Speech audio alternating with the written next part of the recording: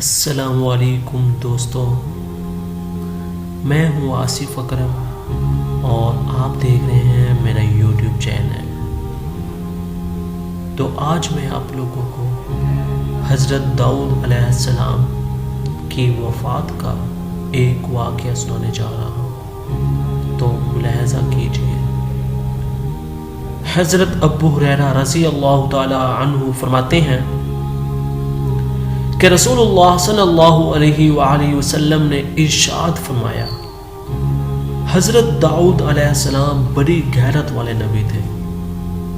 جب گھر سے نکلتے تو گھر کے تمام دروازے بند کر کے جاتے، پھر واپس آنے تک کوئی شخص ان کے گھر داخل نہیں ہو سکتا تھا۔ ایک دن گھر سے نکلے اور معمول کے مطابق گھر کے دروازے بند کرتے تو تھوڑی دیر بعد ان کی بیوی کی نظر پڑی تو دیکھا کہ کوئی آدمی گھر کے اندر کھڑا ہے۔ بیوی نے گھر کے لوگوں سے پوچھا کہ آدمی گھر کے اندر کیسے آ گیا، حالانکہ دروازے تو سبھی بند ہیں۔ بخدا داؤد علیہ السلام تمہاری خوب بے عزتی کریں گے۔ اتنے میں حضرت داؤد علیہ السلام بھی آ گئے۔ انہوں نے دیکھا کہ ایک آدمی گھر کے اندر کھڑا ہے۔ حضرت داؤد علیہ السلام نے ان سے پوچھا کہ تم کون ہو؟ اس آدمی نے جواب دیا کہ میں وہ شخص ہوں جو کسی بادشاہ سے بھی خوف زدہ نہیں ہوتا اور کوئی چیز میرے سامنے رکاوٹ نہیں بن سکتی۔ داؤد علیہ السلام نے فرمایا کہ تم یقیناً موت کے فرشتے ہو۔ میں اللہ کے حکم کے آگے سر تسلیم خم کرتا ہوں۔ مرحبا۔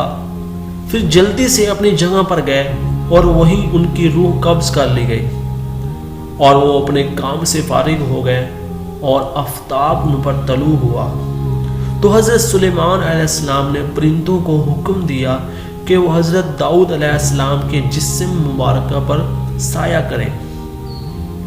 چنانچہ پرندوں نے ان پر سایہ کیے رکھا یہاں تک کہ ان دونوں پر زمین تریخ ہو گئی۔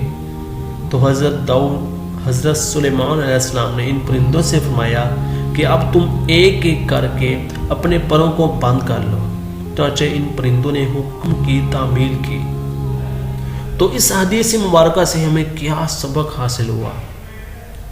حضرت داؤد علیہ السلام کی وفات کے متعلق بنی اسرائیل کی طرف سے جو یہ قصہ بیان کیا جاتا ہے کہ وفات سے پہلے وہ بیمار تھے تو ان کی قوم کے لوگ عیادت کے لیے حاضر ہوئے اور آپ کی خدمت گزاری کے لیے انہوں نے ایک خادمہ پیش کی۔ اس واقعے کی تصدیق حدیث سے ہوتی ہے۔ معلوم ہوا کہ فرشتے انسانی صورت و شکل اختیار کرنے پر قدرت رکھتے ہیں۔ غیرت شریف اور معزز لوگوں کی صفت ہے۔ سیدنا سلیمان علیہ السلام کی فضیلت معلوم ہوئی کہ کس طرح پرندے ان کے حکم کے تابع اور مطیع تھے۔